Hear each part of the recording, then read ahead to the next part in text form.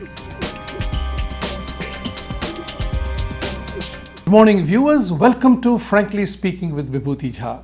For the last 2 weeks, we have talked about Kashmir, Ladakh, Jammu, its impact and implication on international scenario, and what it entails for India. Today, we will take a shift from there. We will shift into a different kind of a conversation about entrepreneurship, leadership, business, and how does one person migrate from a job to a business? What are the decisions one needs to take? And this is something has direct relevance in our lives because we are all doing something here. So there are certain times there are inspiring stories, and that inspiring story needs to be known by all of us. Because remember one thing, we all came here not being millionaires or whatever. We all came here to start a life and make a living, and make a good living with success, living and contributing to the community. Now, this is something which is very dear to me because I came to this country in '91 in a very different shape and contours of my professional life. And I saw that many first generation Indians who came here, they came with $6 or $8 in their pocket because that's all Reserve Bank of India would allow in the P form to come here. There are some fascinating stories about that.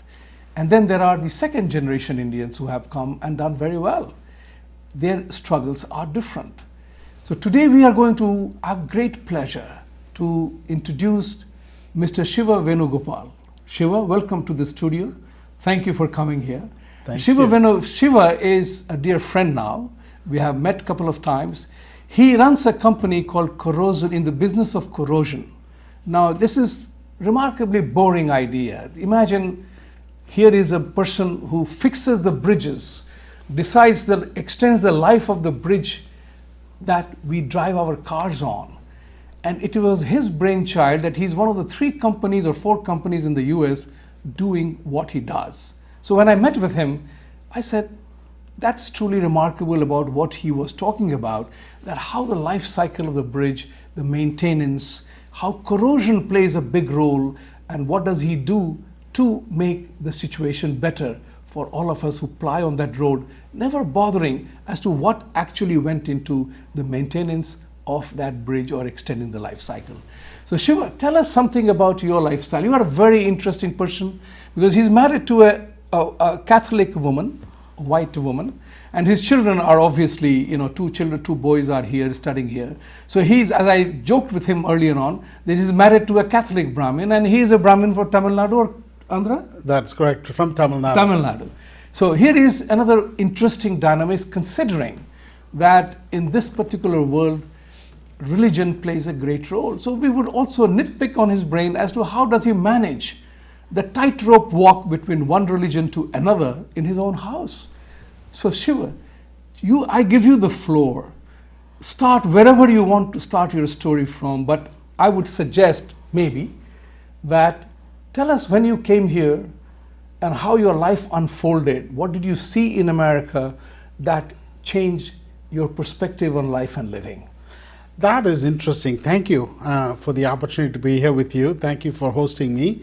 And it's a privilege to be here to talk to you about my life and what I do and what my goals are, really.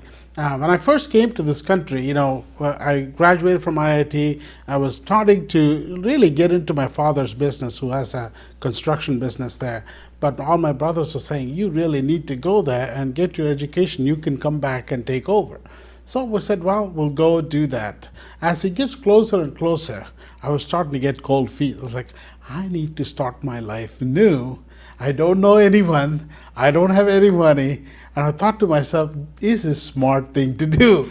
And close to a degree, I thought that maybe that was not the smartest thing to do, right? And I tried to back out. But at that point, I already had the scholarship. I already had committed, so there's no backing out. So I came here. And the first few months of my life, I really trying to figure out what my life is going to be. And if it didn't work out, if I couldn't cut it, right, I didn't even have the money to go back. So one thing I resolved is I'm going to make it. Yeah, I mean, with no money to go back, your bridge was already dropped over. Exactly. The bridge was already done for a bird, and so I have to figure out a way Right. to make a living here. So that's one of the things I first committed to, that I have to make it work for myself and also for my family, right? You know, as Indians, we always really want to make our country proud, make our families proud. And so the things that we do, we take those things into account, that how would that reflect as a person from that country? How would that reflect on the country? How would that reflect on your family? And so that's where I started. So I got my scholarship, I maintained my scholarship, I finished my work. And so once I finished the work, I really wanted to stay and get some education and in terms of how this area works, this country works. It's amazing. You know, when I came from India at that time, I came here to get trained to go back. And so the goal was to finish quickly and get trained so you can go back. Once you started working here, you realize there is a lot more to learn. And so I ended up, you know, doing a couple of different projects. I primarily did research for the federal government in the area of how to test materials, how to improve materials to get a better life out of those materials. Because in India, one of the things we really are good at is using all of the material that we have to the most of the ability that we can, however long we can. And in this country, one of the things that we were lacking at that time is it's easier, it's inexpensive for us to replace rather than to maintain and extend the service life. But federal government at that time, when I came to this country, realized that they're building more and more. There's not going to be enough money. So they were instituting research as to how to extend the service life, how to manage the assets that they had. And that time it was just new idea, new thought process. And you know, that's where I started, really. So this is rather fascinating, because you came to this country in 1989 or 88? 88. 88. I came to this country in 91. Both our roles were different. However, there is something that you cannot escape. You have to be impressed with the infrastructure that the United States has. That is correct. You know, from not only building good roads and bridges and whatever, but even in thinking, and you alluded to that right now, is that they wanted to build for longer life cycle because there was not enough money to continue building or maintain and spend money on that. And everything in the US has a longer life cycle. I was totally astonished that Manhattan has more than New York. Manhattan has more than 100 bridges connecting the island with the mainland, so to say. And I was totally impressed with the way the infrastructure was laid out. You really saw, you know, deep thought going into building the bridges and maintaining that. I don't know that, I'm not an engineer. So you can definitely share with the audience as to what exactly do you do that makes you so special, because bridges are very important, because it connects. It creates a possibility, to use the philosophical angle, it creates a possibility where none existed before. And therefore, the strength of the bridge connects two unknown places where people can walk about, go about, and the permanent connectivity is established. So corrosion is one of the key reasons why the bridges collapse, right?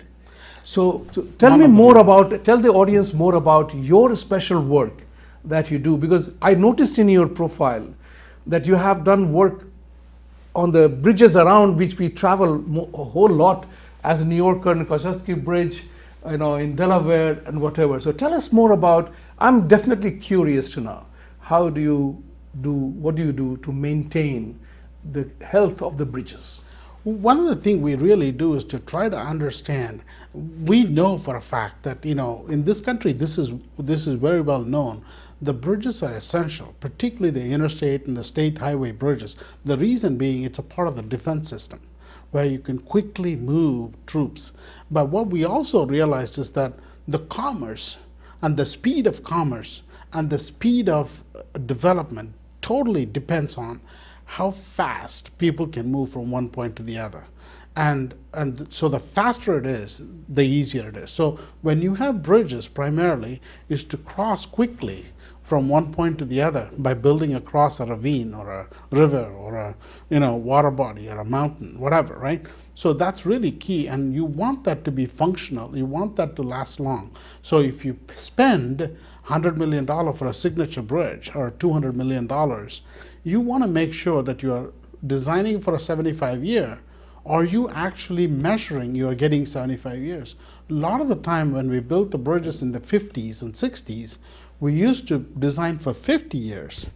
And then a 50-year came around, in 2000, we couldn't replace them because, number one, the traffic is too high, or two, the $200 million became $1 billion. So it's better to actually invest to extend the service life for another 50, 100 years by putting in another $100 million or $200 million instead of $1 billion. Right. And so if you do that, you can continue to build more new bridges because you have that much money left instead of replacing the existing bridge. So our goal is to figure out what's wrong, where it's wrong, how much of it's bad, and then target our money towards fixing those areas that are bad. So we developed a software, we use the software that we've developed over time to predict what the future deterioration is going to be on any given structure based on the salt content, based on the chemicals that's involved, based on the quality of the concrete, how much cover over the steel that you have. All of that plays into how long it's going to last. And we can define that. Once you know that, then we can define how much money do I need and when, and you can program that into your asset management. You really have a systematic way to develop your country, to develop your commerce, to develop the overall GDP of the country. So you have a full handle on this resource, this infrastructure is significant for any country for that matter. In the US, it's significant. I noticed that the three of the bridges that I saw in your company profile, I go on them pretty often actually. So now when I go over them, I will remember that Siva did some work on it. So the three bridges that I'm talking about is on I-95, the Brandywine Creek life extended by 50 years because your intervention or the work that you did, the life of that bridge is now extended by 50 years that you were talking about, the service life of that. Right. Similarly on Susquehanna River, I go on that as well. And then is our own New York Kosciuszko Bridge, right? Caspina Bridge, right. right. You have increased the life of that bridge by 75 years? Actually, we designed that. Designed for 75 years, for right? 100 years. 100 years, okay. And because the new construction, it's a brand new bridge, right. And they have these stake cables, which is a very strong steel that holds the bridge together. Right. And these are really nice bridges. And they cost $1 billion to build. Mm-hmm. And if you don't get a 100-year life, your cost significantly went up. So we designed into this structure all that we would have done after it deteriorates. We designed into it at the beginning and developed a corrosion protection plan. And that is used by the designers to be able to then come up with a bridge that will last 100 years. If they play within that rule that we developed, it will work. We have 2 more minutes left in this segment, and I wanted to pick your brain on one more aspect. Yes. You had mentioned to me there are only 3 or 4 people or groups or businesses who are doing this maintenance or service life of the bridges. So the scope must be phenomenal for you to grow.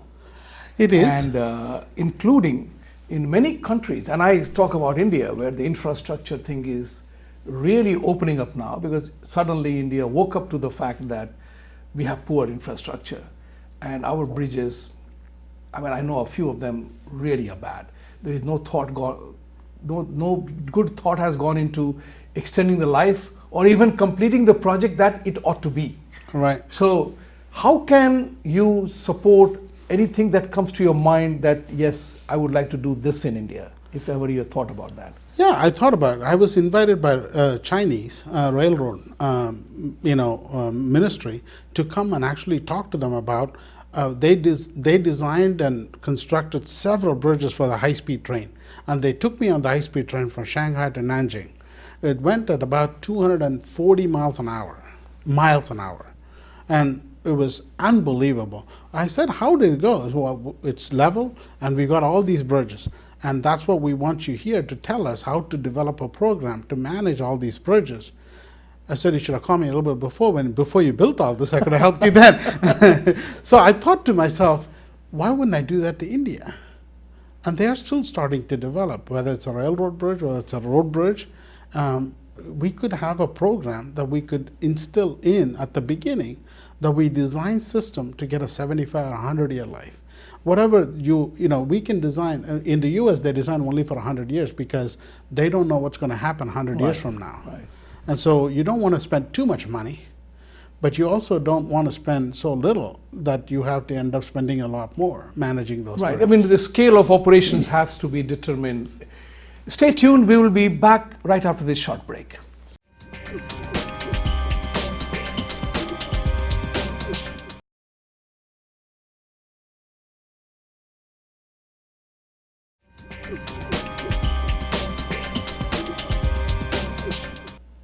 Welcome back.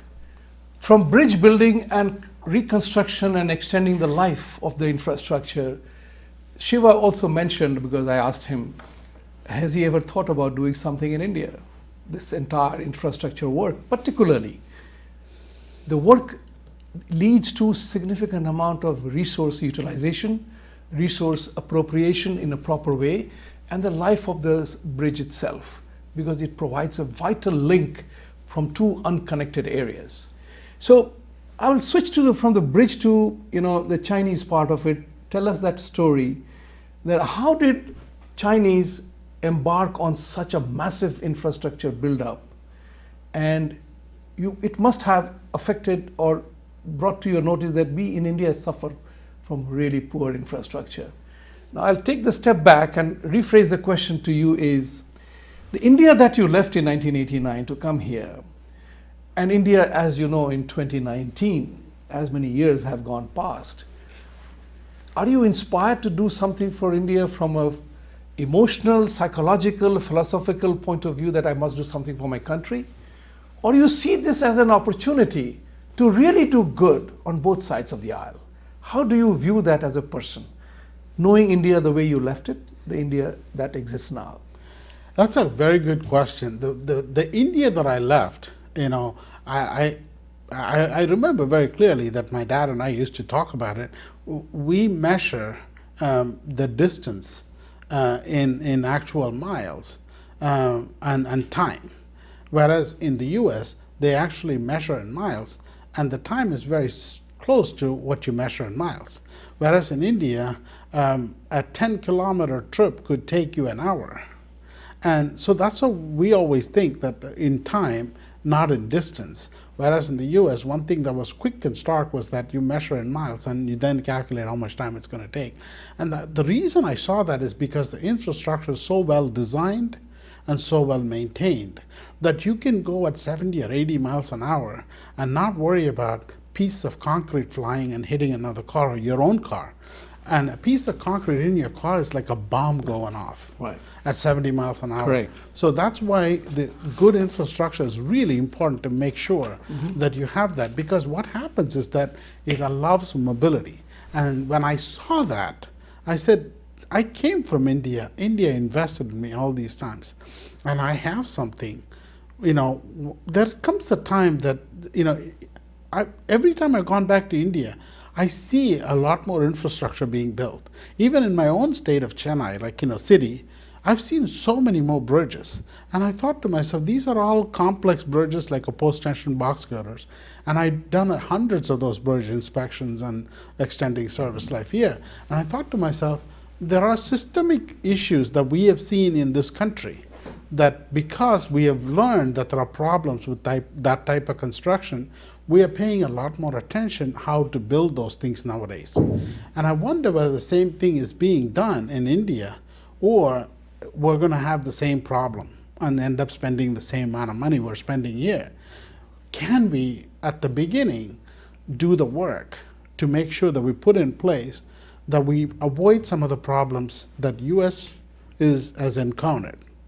Because that's a very important point, is that you learn from the mistakes of others, And that's what you are alluding to, that in the US, so much work has gone in doing infrastructure build-up. Right. You know how to extend the life cycle of the entire bridge or project that you are involved with. In India, our country is in a big hurry. And for so long, we have lived under the shadow that we are a poor country, there is no money, that it becomes important to be aware how to use that money. Correct. And to that end, your point is very important, that if you spend money now to learn how to save, you might be able to deploy your resources much better and more efficiently and effectively. Exactly. But here is something, you are an engineer, I'm not. I do know one thing for sure, that India has the unique distinction of having largest number of Deming-Juran certified engineers. Correct. So it is not, India doesn't suffer for want of engineering talent. Correct. But what we do suffer is from a cultural challenge. And that something was told to me because I'm a banker. I've done lending to many varieties of industries. So I'd like to understand the process. Which part of the process am I funding the money? Where is my money being used? Which part of the process my money is being used? And how soon it will come back to me as to be repaid? So in that process, I was told by somebody here that India has enough talent, brilliance, engineering, everything else. But there is one thing India does, is that they forget that 6 will always come after 5. 6 will always come before 7. If you jump from 5 to 7, you have weakened the process. And we Indians, constricted by the jugaad mentality, that get something done somehow. We lay a path, but we don't build the road. But we say that road was built. There is a channel people can walk on. That is our undoing. So for example, I remember I was in Chennai, actually, you're from Chennai, so I stayed in the Chennai stadium, cricket stadium, Yeah. guest house. That's great. A member's privilege. And I went to a mall in a small car. And the drive to the mall, even the parking area was so badly done. And I said, this is a death trap because you haven't provided adequate exit options. There is no adequate space for parking. I said, where did the brilliance go? That you could not take care of the basic requirement of proper exits and parking. How do we address that challenge? You are now here. Will your IIT Chennai listen to you if you told them that, hey guys, 5 comes before 6 and 6 comes before 7? Will it work? That's a really good question. I think there is a difference between the way we do things here and the way that we do things in India. There is a difference. Even though India is looking at all the technology that's available in Europe and US, they primarily look at all the technology and then put that together for themselves, how that works for them. Mm-hmm. And that's really important. I believe that you really need to understand what technology is available and where you're going to use it, how it's going to best produce the result at the lowest cost and still get the life that you want. It may be different. For example, India problem in the north may be different from India problems in the south. Right? Because the north you got a lot of snow and ice and things like that. In the south it's more marine environment and things like that. And in the south there may be contractors who will do a certain way. In the north they may be do it differently. So learning all that, to understand all that, we do the material testing to figure out what type of construction is being done with the existing contractors. Because eventually you have to build with the contractor. You're not going to import the contractor from US. Mostly. With signature bridges, you might do it. You still want to develop your own unique technology with your own people. Even if you hire 1 or 2, you want to learn. That's what Chinese do, right? They learn. They import the technology, they learn, and they make it their own. And so now they can go out and compete with the world. That word learn is remarkably powerful, and what I found in India in 15 years of my going back and forth, we Indians refuse to learn. We think and we believe we know everything and that nobody needs to tell us. That, I think, has been the cause of a lot of undoing in the country. You know what is happening? I go to them, share the idea, like you said, this is how America does. their immediate response is, we know everything, you don't need to tell me anything. We know how to do it. I think that's the real challenge India faces, in my opinion. And I may be totally wrong. Maybe in 2019 things have changed, but in 2017 it had not. Post Modi's coming to power, there has been a lot of structural shifts politically and economically, but in terms of actual cultural shift has not happened yet. But it is happening. Yeah. I'm an incorrigible optimist in terms of India is concerned. I believe that 1.3 billion people will find solution to their problems in their own way. But for that, a real bit of a mind shift is required in India, in my opinion. And we are talking about it. We are not complaining. But I am thinking that since 91 I am here, I have gone to India. My job was to promote India in this part. So I began to learn so much more about India the way we are than ordinary person doing this, because I had to address the challenges why we don't do certain things the way it ought to be done, right? So my thought process is to ask you, Siva, is that how connected are you with India, and what inspires you to go back and contribute? How contemporary are you with the information about India? Because a lot of Indians don't care about India anymore. A lot of them don't care for India anymore. They said, we left it, it's gone and done. What do you think about it? What's your thought on it? Well, I can tell you this, India is changing. India is changing every year. I see that. I think there are opportunities in India today that wasn't there 30 years ago. And there are infrastructure in India today that wasn't there 30 years ago. And there are advancement in science and space that wasn't there 30 years ago. There was some certainty within the Indian community that is starting to sprout that wasn't there 30 years ago. I see India brimming with excitement, brimming with opportunities, which is great. But at the same time, I also believe US, even though it's the fast-moving, advanced country, every day they are learning everything there is to learn and then pick what's best for them. The reason they import all those folks from India with all the talent is because they want the best. And that's why they're able to be on the cutting edge, because they're using talent from all around the world, because they're willing to learn, they're willing to experiment, they're willing to advance the knowledge. The only way you can do that is the best to be the best is to learn from everybody. What it does, it helps you to short circuit and get ahead by learning from others' mistake. And if we don't learn from everybody else, we're going to have to learn on our own. It's expensive and it's time consuming. The fastest way to get there is to learn from others, and quickly and fast. As the saying goes, wise people learn from other people's mistakes, fools by their own, right? And India to that end is a paradox for me. I have been going back and forth to India ever since 1991. Now, I presented in an international conference when I was asked to define what is opportunity in the context of India. How do you define opportunity? And I said two things. I said, leave everything aside. If India built, airports the way you have here, it will address a whole lot of questions of development. So let me give you that, share with you.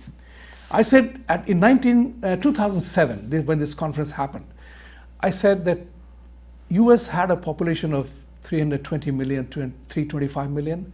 There were approximately 6,575 aircrafts serving the flying needs of Americans. India had a population of 1.2 billion and 350 aircrafts served the flying needs of Indians. So think about it. If India just doubled or tripled its airline capacity, it would have such a wonderful linkages of development. Absolutely. I don't need to tell you more about that. And likewise, the second industry was hotel industry. That year's data was that between 1-star and 5-star, India had just about 100,000 rooms. Vegas alone had 100,000 rooms. So think about the opportunity that exists, but we are a paradox. We have built fabulous airports, Bangalore, Chennai, Hyderabad, Delhi.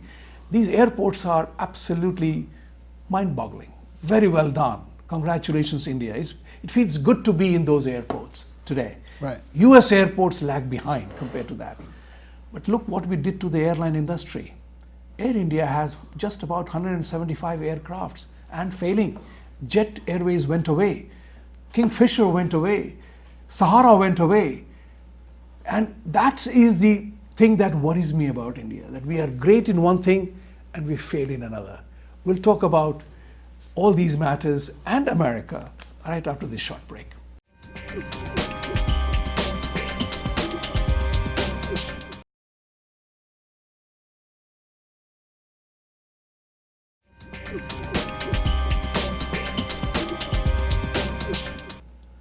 Welcome back.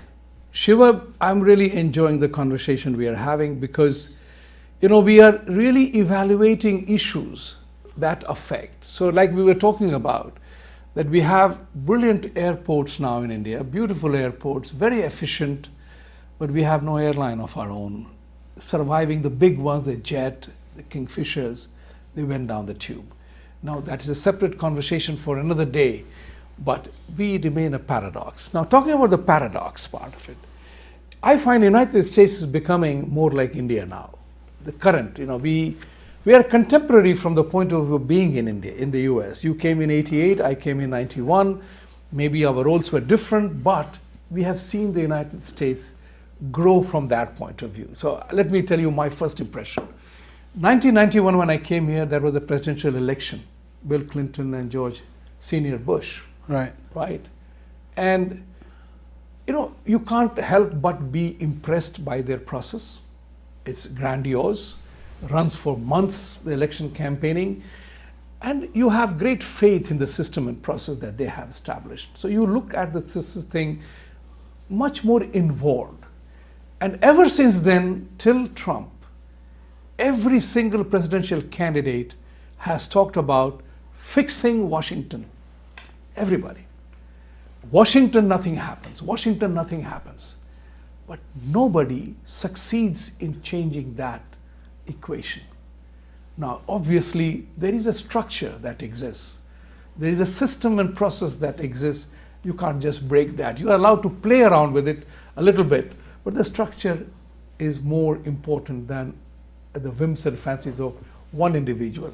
But I do see one thing for sure, that the arguments and dialogue on both sides of the aisle has become very shrill, very hateful, and I at this moment see that the rhetoric has turned so nasty, so divisive. That I feel very sad about. So I do not know your political leanings. I am an independent. I am not wedded to any particular party. As a true Indian, we are totally not aligned. But I believe in taking sides. I believe that somebody must appeal to you for whatever rationale and logic they offer. So in this situation, Shiva, do tell, are you sometimes inspired to open your third eye, since you are the avatar of Shiva in this situation, to see what is happening around here? What do you see that has changed in America? Is it for the good, or presidents come and go, don't worry about the country? I can tell you one thing, after living here for 30 years, one thing I see that's really, really important is the rule of law. And I know there are some corruption involved here. We are aware of that. That's why they're talking about we're removing and changing Washington. But in a day-to-day life, I can go and open a business tomorrow. I can have my telephone. I can have my internet. I can have everything set up ready to go today. And I don't have to have anything else other than certain minimum fee that anybody and everybody has to pay to get started. That's really good in this country. I think India is moving in that direction. A lot of changes has taken place, and also there are certain set rules and standards and taxes and things like that. It's very clear. And so when you're starting something, what is my total cost? You can kind of figure that out, right? That gives you a lot of certainty. And so the country is great because the people are working, and the people makes this country great. And they know that this is what we have to do, this is what the rules are, and I'm going to play that, and it's fair, right? I can make money, and I can do business, I can work for somebody, and there will be fair wages, right? And that's really good. And I think I believe, has some ways to go to get there. But that's what makes this country great, is the small businesses and how they make it easy for those businesses. Yeah, granted, it could be better, right? But it's much better than what I know, because my dad started the business. He would never have started had he not been given the opportunity by Westinghouse to start the business. I don't know what it is like today in India, but I heard from my friends that it's changing. Now when you apply for a permit, it has to be in the system, computer system, within 48 hours. And I know the taxes are not in each and every state you got to pay. Now it's a one standard tax, which is great. These are steps towards empowering the businesses to be able to understand what the rules are. They can play within the rules. And the movement of goods is much easier between states. If you pay one tax and you go from south to north, it makes it much easier. So a lot of things are slowly changing. And that's part of the learning process. What it works for us is maybe a little bit different than what it works in the US. But it's good for us to study all these things, learn what's being done, and use those to our advantage to be able to leapfrog. And sometimes we can't leapfrog. Most of the time it is 5, 6, and 7. You are absolutely correct. You cannot skip a 6. Otherwise you land in the chasm in between, right? But sometimes, like for a telephone, right, we went from landline straight to cell phones, right? That's a possibility. Because the cell phone did not need the landline. Exactly, See, right. We didn't build that infrastructure. That's a very interesting example. And, I believe that India has to take advantage of the technology leap. And technology leap is a function of learning, like you said. If in the US we are doing now, and if you are building the bridge there now, learn from us what we're doing, what we can do for 100 years of bridge instead of 30 years of bridge. So we can leapfrog where we will be in this country 50 years from now. We can do it today. We can do it today. And that is the technology leap argument which I've always talked about, that India is on the cusp of technology leap. If we don't take advantage of that, then we will miss the bus. And that would be not good for the country as a whole. That is true of not only the infrastructure, it's true of the finance, it's true of the manufacturing, it's true of every facet of life. We have to learn from others and figure out what they are doing. What can we do better than them? That's really the key. That's right. Now, talking about that, you are a consultant, you have done your own enterprise. One thing which I'll ask you is that everybody has their own set of things that works for them. Correct. And some things that don't work for them. So just because it worked for me doesn't mean it will work for you. Right. So in your entrepreneurial adventure, if I may say so, share with us two things. One that really worked for you, and one that you tried very hard and it just didn't work. In my personal life, business life? Business life, I'm talking about. Entrepreneurship about the business life. Okay. Yeah. That's great. I think one thing that really worked for me is the hard work that you put in. You don't have to have money. You don't have to have ideas. If you are able to put in the hard work, you will work and learn and go far. But it's important to learn from others. It's important to know what not to do. A lot of the time, knowing what not to do is more important than knowing what to do. A lot of the times we end up backtracking so much because we did something we shouldn't have done. And that learning process is really critical. When I came to this country, that's the first thing that drilled into me is do study all the literature. Analyze what everybody has done. Where is the status today in the world for this particular industry? And then write a paper on what's advantages, what's disadvantages, and then provide a recommendation of what can be used. So basically what I did was a scanning of the entire world of what's being done and what's good and what's not so good, and then provide a recommendation of what do's and don'ts. And once I have that, I have developed a certain level of knowledge and a certain level of understanding of what others are doing. That has immensely helped me to become an expert that I am today, that people seek out to me. So what do you do? Because I've used that in the last 30 years I've been here, in every facet, as I grew, as I learned new things, new technology, one thing I've done is, what is everybody doing? What's working? What's not working? And make sure, let's do the thing that's working, let's pause on the thing that's not working, and let's figure out how to make it work. Sometimes it doesn't work, but we have to make it work. Right. Now that brings me to the end of the program now, and I would be unfair not to compliment ISRO, for their Chandrayaan adventure. It missed by certain small distance. That the Vikram, the lunar module, did not. We lost connection there. It is a lesson. It's a lesson in life, learning, and leadership. But that we will talk about later. But share with me, if you will. You're an engineer. I'm looking at it from the strategic point of view. The effort was fantastic. We're landing on moon. We would become the 4th nation in the world to land on moon. Why did we choose the southern pole where nobody had ever gone before?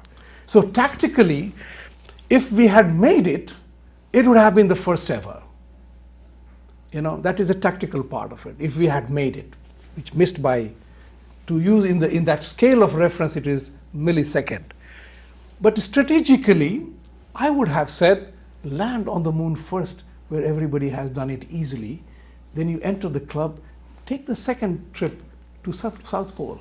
So I would call Chandrayaan tactically brilliant idea, strategically a suicide.